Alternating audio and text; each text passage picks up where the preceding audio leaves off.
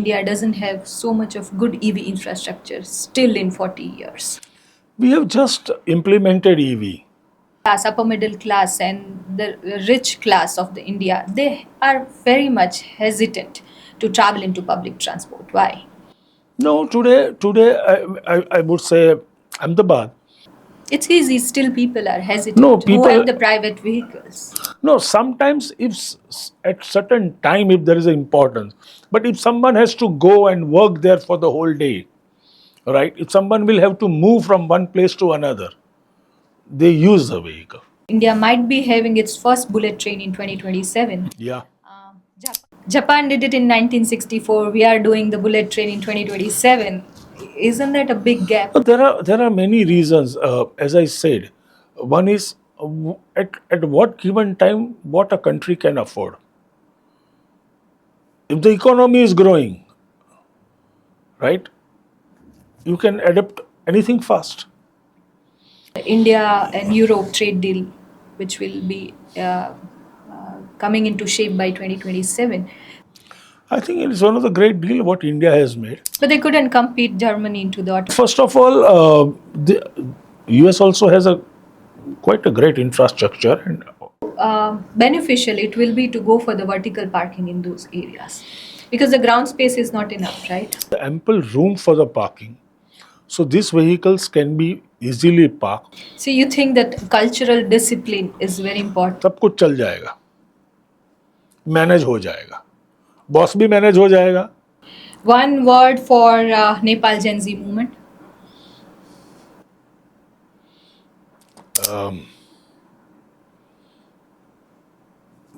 No comment.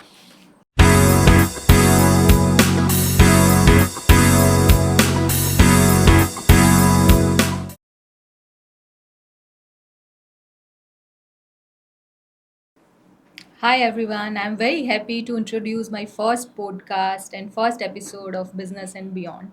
They say charity begins at home.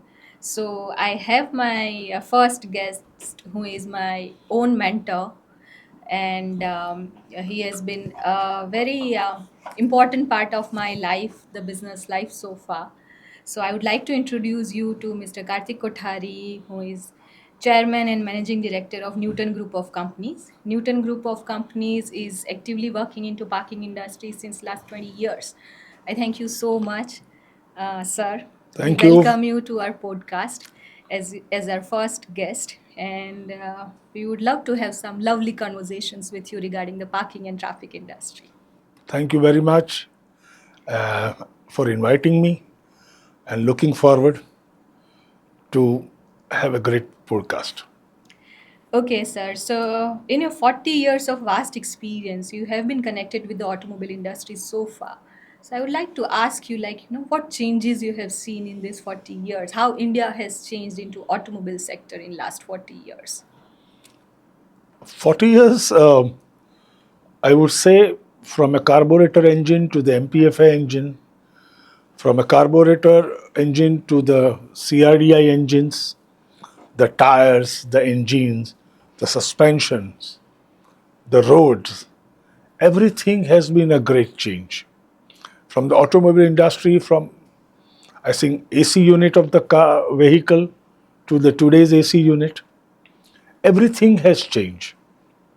The driving conditions has changed. The roads have changed. Accordingly, the vehicles have changed. What are the prominent changes you see in the automobile industry? Like when I say 40 years before and now. So what are the main changes you feel that there are prominent into automobile industry so far? The most important part is the roads, the infrastructure. There were single lane roads, now there are 2 lane roads, now there are 4 lane roads, again happening 6 lane roads.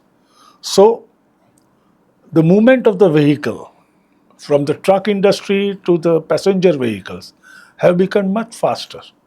Okay, I would The like cities have come closer. The most important part is the cities have become closer, and that has also, this growth of infrastructure has changed so many dimensions into business.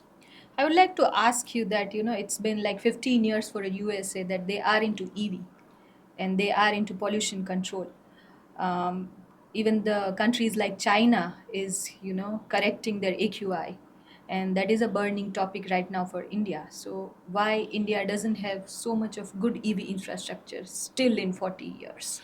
We have just implemented EV, and this will be a tremendous growth. It takes some time for any country to implement a new concepts or a new technology. We were not equipped, but now we are fully equipped. You see now the EV vehicles population is growing. EV chargers across, you see on the highways, you see on the petrol pumps, you see at various uh, out places. There are a lot of EV chargers now. Even in the construction industry, government is asking every developer to have a EV charging units. So it means that we have adapted. The most important to see on the positive side is we are adapting the new changes. India is adapting the new changes, and that is the most important part for, I would say, every citizens of India, that these changes brings them the new things. Today, the new vehicles of EV are coming. People are accepting it. People are using it. It is also saving a lot of fuel. So do you think more EV cars is going to be more traffic on the roads? More traffic cannot be only because of EV vehicles. More traffic is because the better infrastructure the country gives, people try to use more vehicles to travel. The conveniency of the use of the vehicle. Like today, if somebody from Ahmedabad to Baroda used to take 2.5, 3 hours. Now it is 1 hour. So people are more comfortable rather going to the railway station or taking a bus. For them, they have now their own vehicles and they can just drive to Baroda within 1 hour. So these are the changes. So more vehicles is obviously a more growth for the country also. So as more vehicles are on the road, there is more congestion and more traffic on the roads. So what are the other reasons do you feel we have so much of traffic jams on the road in the cities like Bengaluru, Pune, if you see? Ahmedabad is slowly coming up with those congestions in the traffic. So what are Yeah, the reasons? because the way the vehicle population is going, the city infrastructure growth is comparatively slow. Today, if the vehicle population is growing by 60% in a city, the infrastructure has to grow actually by 80% or 100% because you have to calculate, say, 5 years down the line also, what will be the position of the city. So though we do have this much of infrastructure budget allocated for infrastructure development, you still think the infrastructure development is still slow in the country like India? No infrastructure, we have been, if you study last 14 or 15 years, the infrastructure boost is very high. But we are a densely populated country. Also now, India's GDP and average earning income is changing. So everyone is easily getting a vehicle available. So to match this, both the things, and especially city, this is where I feel a crux is there. But it all depends on, again, a civic authorities, certain means and ways how to control traffic, So how to plan traffic. considering the population, China is equal to India into population so far. Maybe China in past had a more population than India. Yeah. But if you see the transportation and infrastructure growth into China 20 years back and now, it's a huge difference. What do you want to say about that? It will be wrong to compare China with India because China, what they did is really amazing. They had, when they start developing, they thought 15 years beyond and made highways, railway infrastructure, metro systems, everything, and still it is making.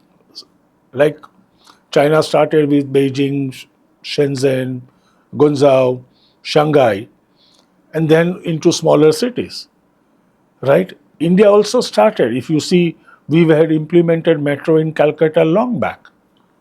Bombay has been there. Delhi has been there. But still, city will need more and more infrastructure. And in last 14 years or 15 years, I say this infrastructure is growing also, which is a very positive sign. And this is a continuous process for every country, because this infrastructure should not be limited to a metro or a bigger cities, A tier or B tier cities. It should go to the cities like even Jabalpur also, and Ranchi also, and I would say Trivandrum also. So every city is going to grow. But you have been a regular visitor to China since, I must say, 25 years. What China has done differently, which India is not still able to do it, in as far as the infrastructure and the traffic is concerned. I'm not talking about any other issues, but specifically the infrastructure and the traffic. Now, as I said, that China, when they planned, there are many reasons to it. Uh, First of all, China became a world factory. They wanted to be an export-oriented nation. There was R&B control. They were more earning in dollars. And in this process, they created an infrastructure with that vision, that how from a factory a container shifts to the barges, and this barges connects it to the port. So how vehicles are not used for container transport but use barges. Second important part, China had vision to think for 15 years with that point of view, that what will be the vehicle population. And accordingly, with the vehicle population, they had planned 8 lanes roads when they started building. India from 2 lane to 4 lane to 8 lanes.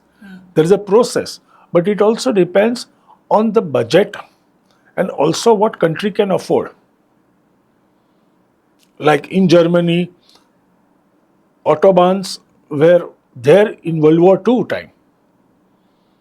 Now, that was something very unique. That in 45s and 47s, there were autobahns with 8 lane roads, with high speed cars.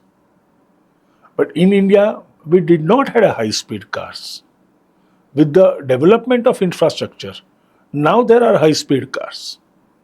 So you are trying to say that public transportation system is also very important if you want to, consider the traffic issues into any country. So China has developed so far much more, better advanced public transportation systems into its country. I would not better or something like that, but I would say, yeah, they have definitely focused on that much before. So they have been advanced to us on this pattern. But today, if I see, as far as the India is concerned, now uh, we have metros in so many cities. In cities like Jaipur, now Surat is going to come. But still, Ahmedabad we still, if have. you consider the middle class, upper middle class, and the rich class of the India, they are very much hesitant to travel into public transport. Why? No, today I would say Ahmedabad. I have a lot of my friends who go to the factory via metro. It's more convenient and more cheaper also. You save fuel also.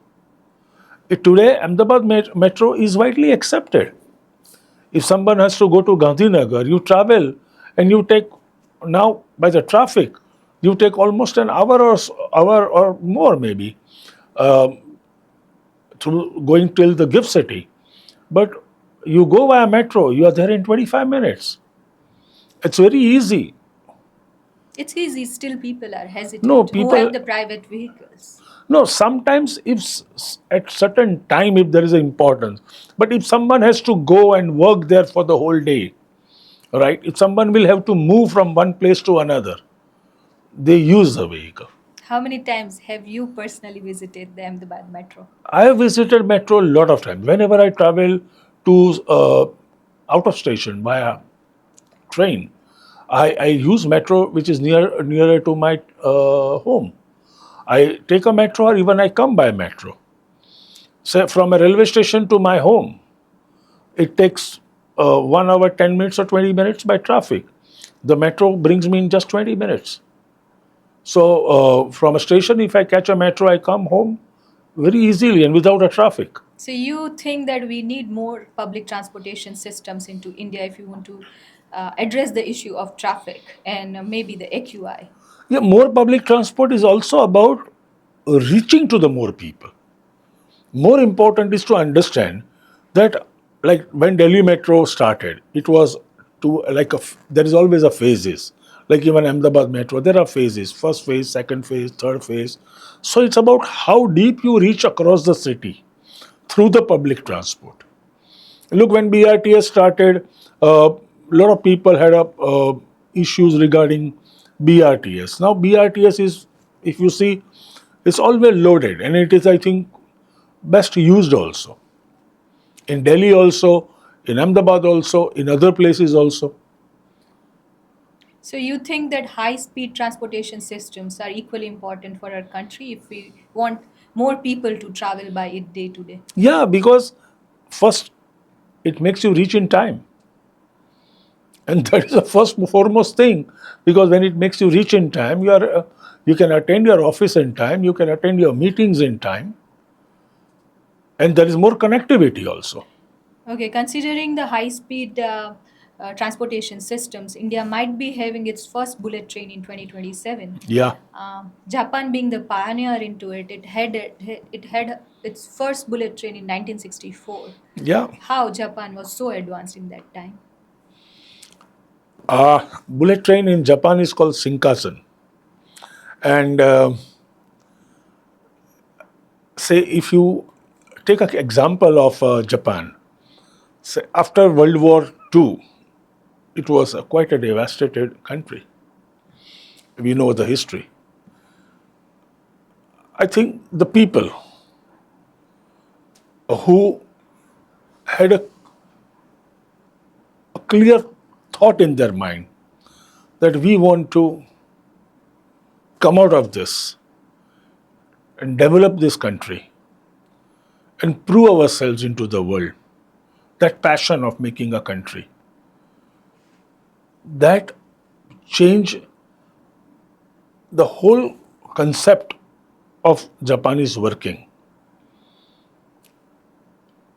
And I was recently in Japan, and I was shocked to see that the office starts at 8 and people ensure that they are there at 8 o'clock. They give their full dedication.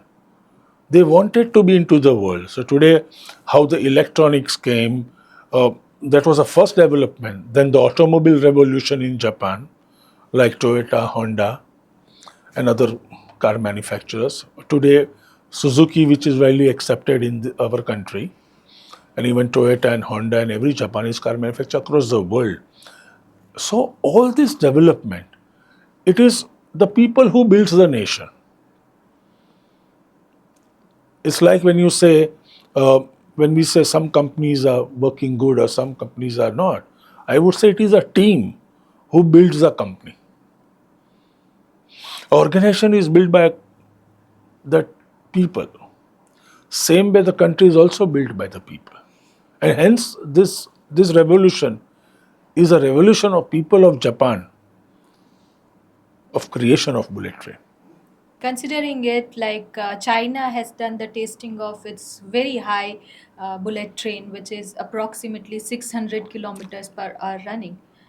Do you think it is possible in near future in India too? Yeah, today if you will see what is going to come in India will be, previously it was a long time that something which, as you said, bullet train from 64 to 2026, a very long time. But now, whatever the developments is, there, say if you take even a case of AI or any such things, or semiconductor industry, so this will be adaptable because India is now a fastest growing economy. How much time India will take to adapt it? Japan did it in 1964. We are doing the bullet train in 2027. isn't that a big gap? There are many reasons. As I said, one is at what given time what a country can afford.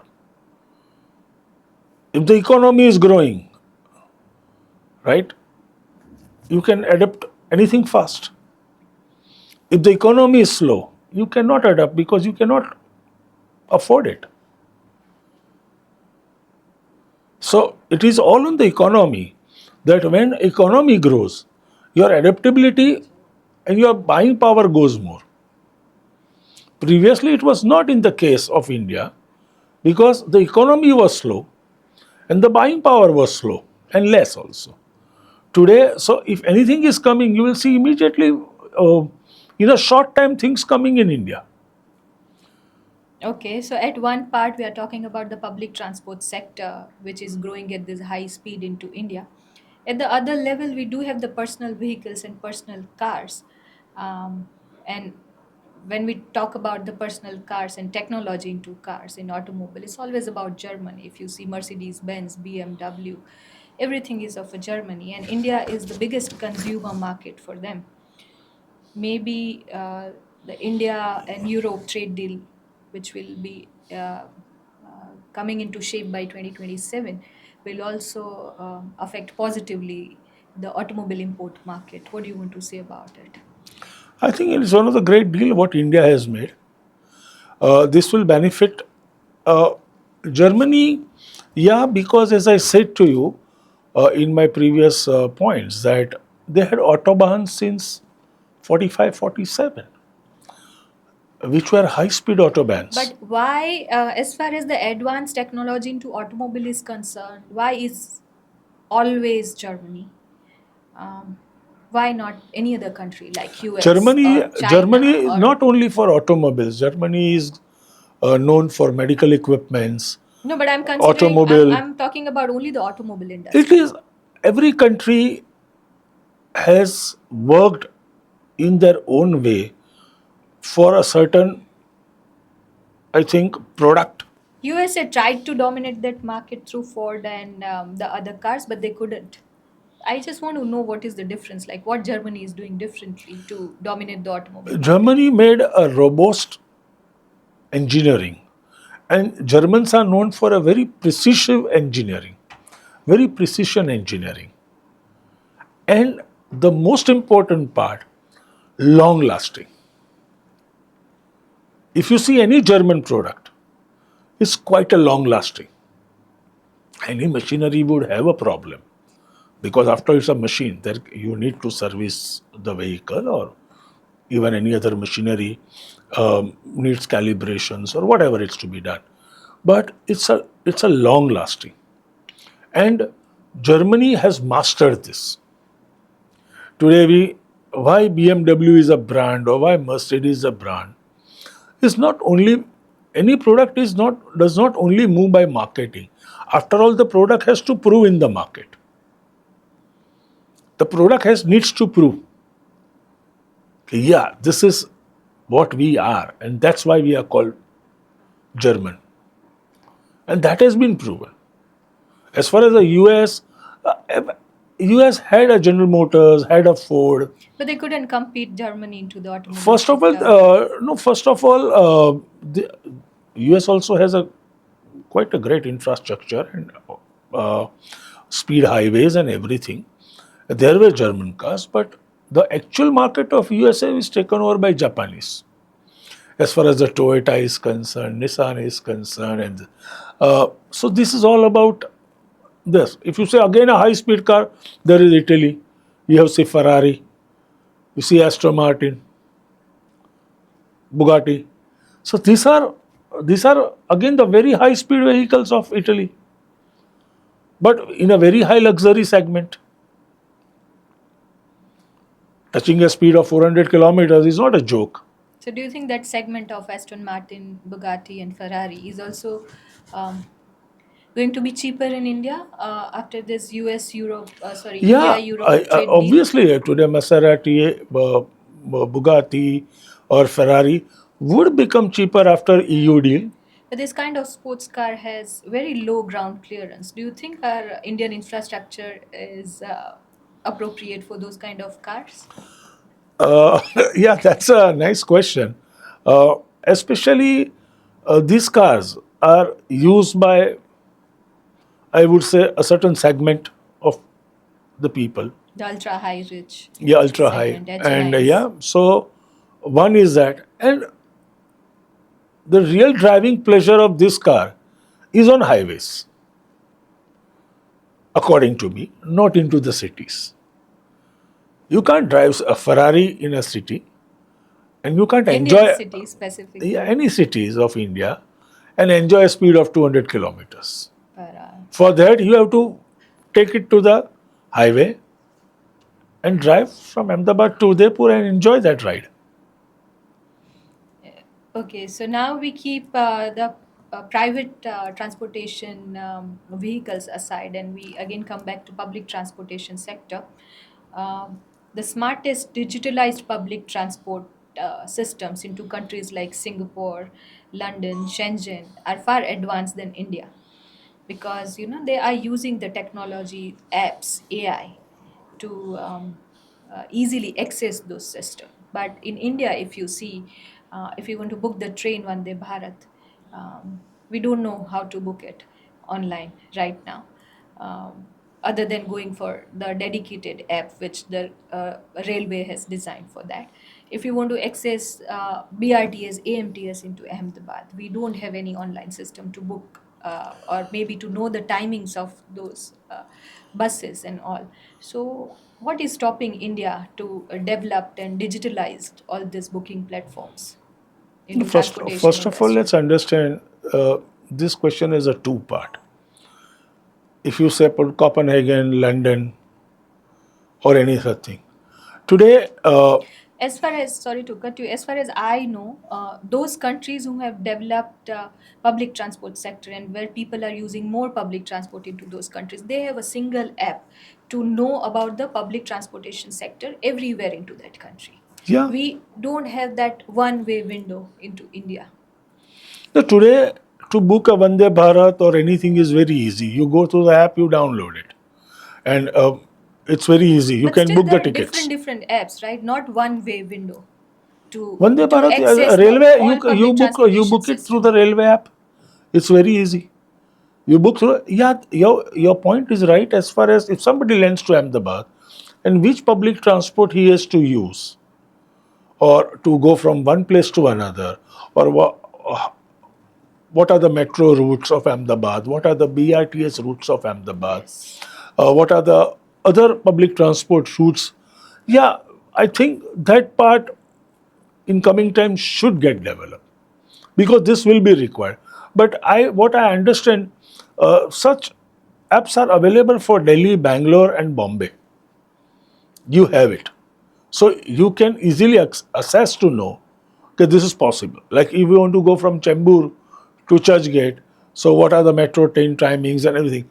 But other thing is also there, which because this area is controlled or comes under the government, right? BRTS comes under the municipal corporation, the metro comes under the railway, and Vande Bharat or other trains come in. And again, this is by the employees which are there. But in other countries, this is quite been privatized. Taking this complication one step ahead, if you see about the parking, right? There are many public parkings available into cities like Ahmedabad, Bangalore, Pune. But people again don't have the access. They don't know the information about those parking. Recently, I've been asking to one of my friend that there is a parking, multi-level car parking by AMC on Sindhu Bhavan Road, and he didn't know about it. That this kind of parking exists onto Sindhu Bhavan Road. So why we can't do it digitalized to make people aware about those multi-level car parkings which are there by the government? This needs to be brought into the public. And second thing also, I would say a strong laws or enforcement to stop the parking of vehicles on the road. That will only push people into the parking areas. We have a tendency because to park the vehicle as the space is available outside, and then we immediately move because the nearest approach is we want to go to the ground floor shop, and if I park the vehicle in a public parking, might have to walk for 1 kilometers. So, do you think parking spaces are limited into the cities where there is a parking problem, or parking spaces are available but access to it is limited? I think parks in certain areas it is quite easy, but in certain dense areas it is truly difficult to park a vehicle, even a two-wheeler. And I think for sure the civic authorities have to definitely do some brainstorming to really understand and take the help of consultancy or some good consultants to understand what can be the solutions possible. Okay, I would like to ask one question from your industry, which is a multi-level or a vertical car parking, right? If we consider the dense area and the dense population into cities where the parking is definitely an issue, so how beneficial it will be to go for the vertical parking in those areas? Because the ground space is not enough, right? Yeah, so we have been doing this since quite a time, and I think with every basement which is more and more happening, and now even the podiums which are being allowed by the civic authorities, so there is ample room for the parking. So these vehicles can be easily parked. Also, with the new, I think, development, there is enough space coming for visitor parking. Yeah, people will have to adapt it. People will have to use it. People have to ensure they are maintained also, and they are into a proper maintenance zone also. And then only this is possible to make it successful. So, coming to that point, civic sense is very important. You are trying to say that when it's about a vertical parking or accessing the parking or traffic on the roads. So, as Indians, where how much we are lacking into civic sense compared to the developed countries like USA, China? Yeah, we are honestly we are lacking huge. Huge. We are lacking huge because as far as discipline is concerned, civic sense is concerned. Look, any government can create wonderful things for the citizens.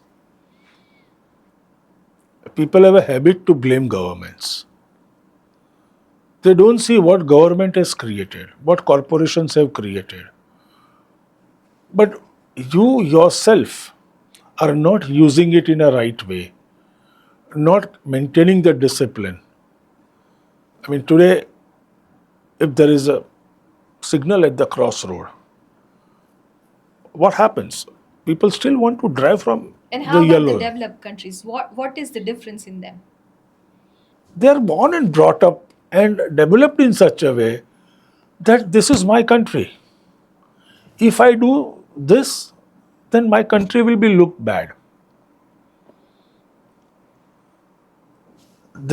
I see a lot of young guys who are migrating from India to USA.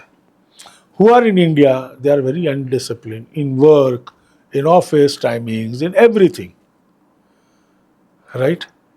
And even as far as civic discipline or even traffic control is there or driving is there, everything. Now this young guy is going to USA. They are following the same traffic rules very properly. They will not be 5 minutes late in the office because there is a fear.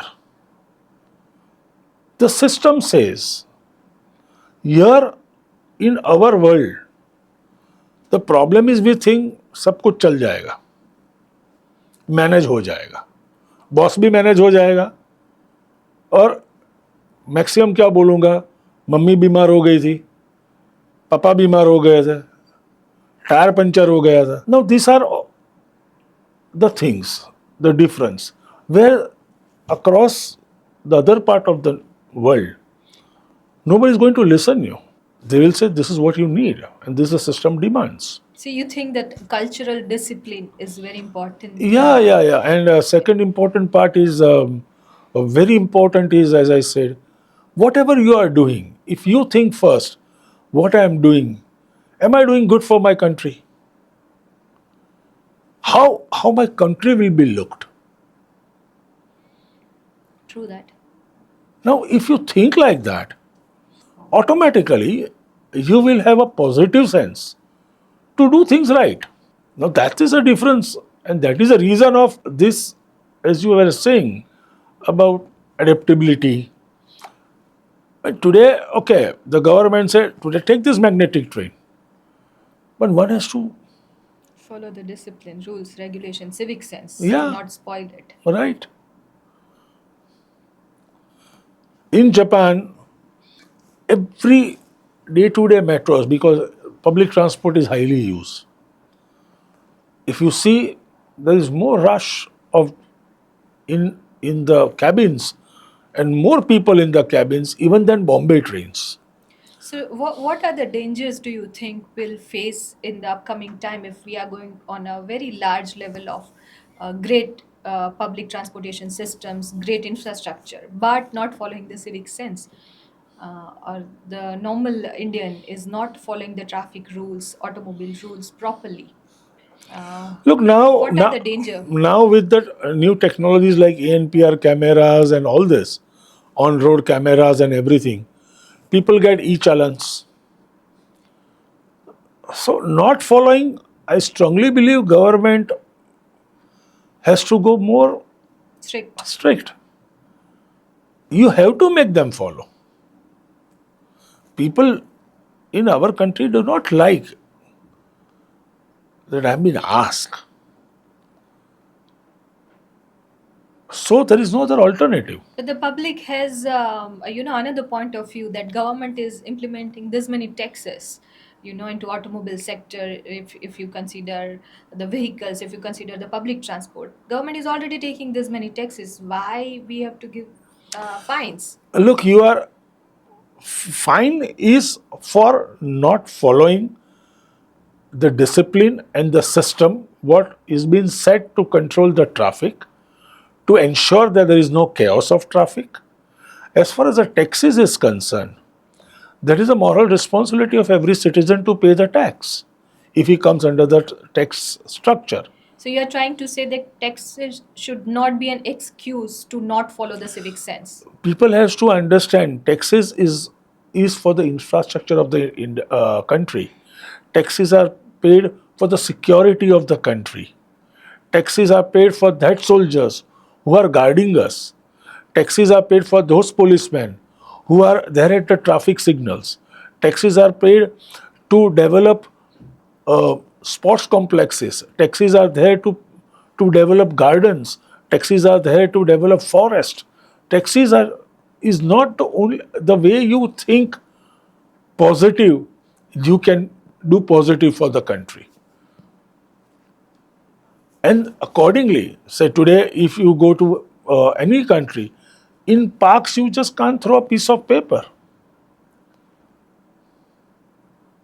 So public still have a complaint like, with this many taxes, we are not having the infrastructure like a developed countries. Do you think that's a myth? No, if you see, it's other way to see. How many percentage of people in India are paying taxes? True that. And other way to think is how many percentage of people in Singapore or USA or China are paying Huge taxes? difference. So what can government do? We are we want problem with us or ourselves is we want everything to be get done by our bosses, by our government. We don't want to do anything. Okay. We have to stand tall for our own country. If that is the point which everyone understands, I have to stand tall for my country. Taxes is so important. Government needs taxes for all this development, for ports, for airports, for railways. You want good trains. You want you as you said, you want magnetic trains. You want bullet trains. How this will come? Okay. There is a data that in last 10 to 15 years, so many Indian HNIs have surrendered the Indian residency and moved to other countries like London and USA. No, not really. It's the data shows other way around. There are more influx in India. People are leaving other countries to come back to India and settle down.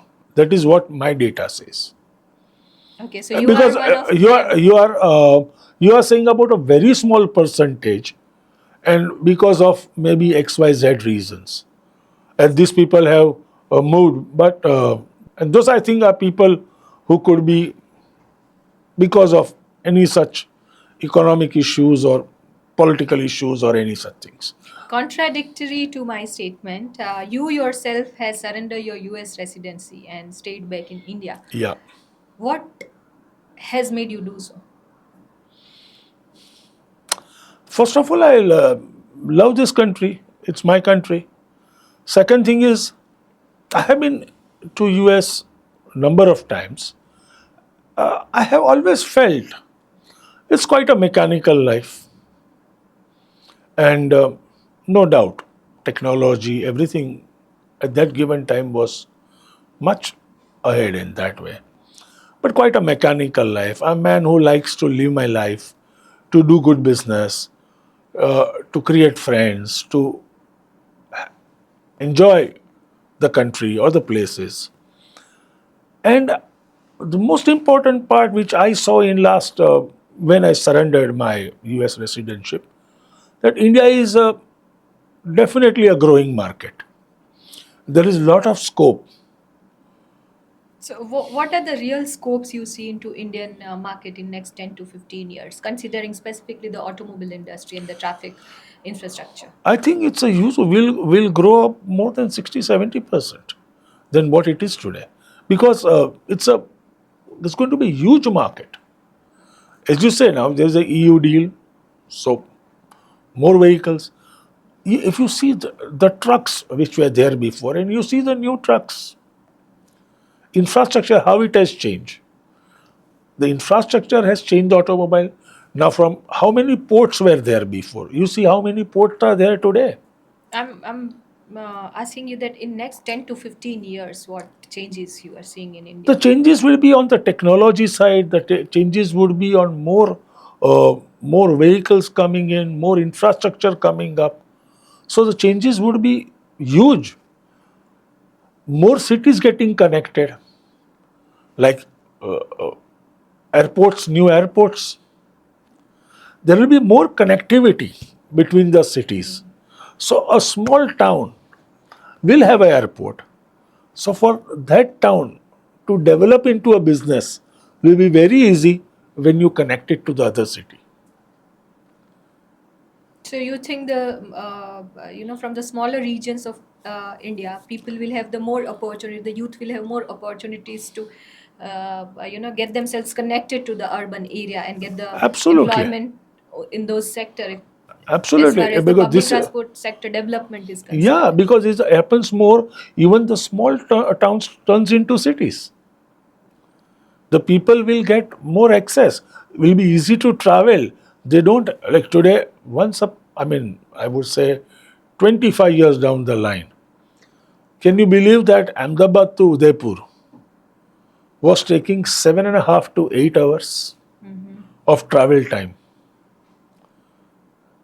with right with one lane road. Today you are there in 3.5 hours in Udaipur. You can go there, complete a work, and come back in the evening. So how fast the mobility is, how fast the business can expand. Same way for Udaipur guy to come to Ahmedabad, do the work and go back. You don't need to stay in a hotel. Your money is saved, and this is thanks to this infrastructure. The movement Understood. of people has been a huge from one city to another. Like bullet train. People will go in the morning, finish the work, and come back to Ahmedabad. Considering the transport system and the growth of infrastructure, everything is fine. But to run this huge system and network, we need oil. So I'm coming to that point where USA and India has done one trade deal, uh, where the imports of USA will be free into India, and the imports from India will be charged 18% in USA. That's not my main concern about the imports, but my main concern is the base of this deal has been done on that condition that India will stop buying the oil from Russia, which India has been doing since many decades. You know, they have a very good. India has a very good political friendship with Russia, and the oil which we are buying from the Russia is cheaper. But with this trade deal, India has to stop buying oil from Russia, and they have to buy the oil from USA and Venezuela, which will be much higher in the cost to India because the transportation and the freights will be higher for India. So, what do you think that how it will affect the transportation system and the traveling and the normal day-to-day life of people? I break your question into three parts. First, as far as the India-US deal is concerned, I believe the latest news says India is free to buy oil from anywhere. Okay. First, the latest news says. Number two, the joint statement of India and US is still yet to come. So there is a speculation of this. Okay. That because we do not know what is in and what is out. But still, if it's true and if you're buying the oil at a higher cost, what do you I think don't. will be the effect I on look. Indian transportation I system? I don't think so. That would be the case because India would buy from Iran or Russia or from Venezuela or from America, right? This is a time to see and watch because this at this point it's very vague to say something that no, this would be there and this would not be there But because hypothetically, it if is it's it. there, then what do you think that I think what are the all this answer, changes we will the see into right Indian answer to transportation? this would be after year 2026. Till 20, it is 2026 is very unstable year, which I feel personally, and I think it's a wait and watch situation. So what we see or hear, I think it's just a momentary. We have to wait and watch. But compared to US dollar going high and India is devaluing its rupee on the world level, how this deal is going to be beneficial or not so beneficial to India? No, so as I said, till we actually receive a joint statement from both the ministries of India and USA, then it can be evaluated what is going to be good for India or I'm not USA. talking only about the oil right now. No, I'm not talking oil. about the trade deal and of imports, considering the US dollar Yeah, because and the Indian rupee. like agriculture products, right? If there's agriculture products, there could be cosmetic products, there could be handicrafts, there could be gems and stones, there can be chemicals, it could be anything. But till this joint statement comes and a government official declaration comes that on what product, what duties are going to be acceptable, how the oil purchase is going to be there, what not. So till this is actually brought to the notice of the public in an official notification, it will be very difficult to, I would say, a gauge or to take up a view on that. So the recent budget 2026-2027 in India is showing that major part, like around 5,98,000 crore, has been given to the public transport sector into India. Still, there are so many public transport sectors into India which are into losses. Why so? No, you're talking about the transport public sector because there are very few into public transport, I'm private talking about sectors. everything. I'm talking about the container depot to international connectivity to the internal connectivity to everything which is related to Indian transport system. I think ports are privately managed. A lot of ports are privately now. Even airports are privately managed, right? So these are the profitable areas. Second part is as far as you're talking about the connectivity. I think today India has one of the best connectivity to available compared to any other country. Okay, it was a very nice conversation with you, Mr. Kartik Kothari. I would just like to have your 5 minutes right now into rapid fire segment, which we have introduced so Okay. far. You try to answer my question into just one word. I will be completing quickly this session. Okay. So whatever comes first into your mind, you should say that. That's okay. You don't need to think much about answering I'm this not rapid used fire to much question. rapid fires. Let me ask you for the same. Country with the best transportation system in the world. Copenhagen, Country with the best civic sense. Norway, Petrol, diesel, or EV, your personal choice.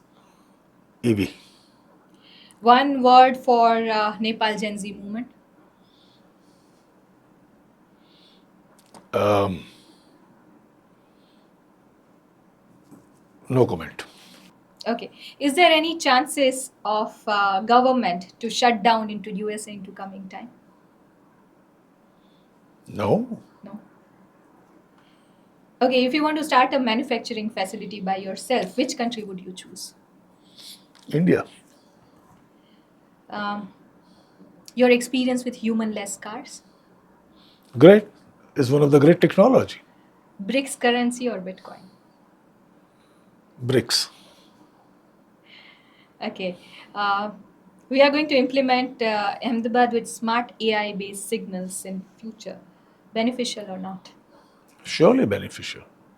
Thank you. So that was 10 rapid fire questions from me, and we would like to conclude this session. We had a very insightful session with you, Mr. Kartik Kothari, and we would love to have you in future also with us to discuss the new topics on transportation system and Thank everything. you Thank so you so much. much for Thank this. you.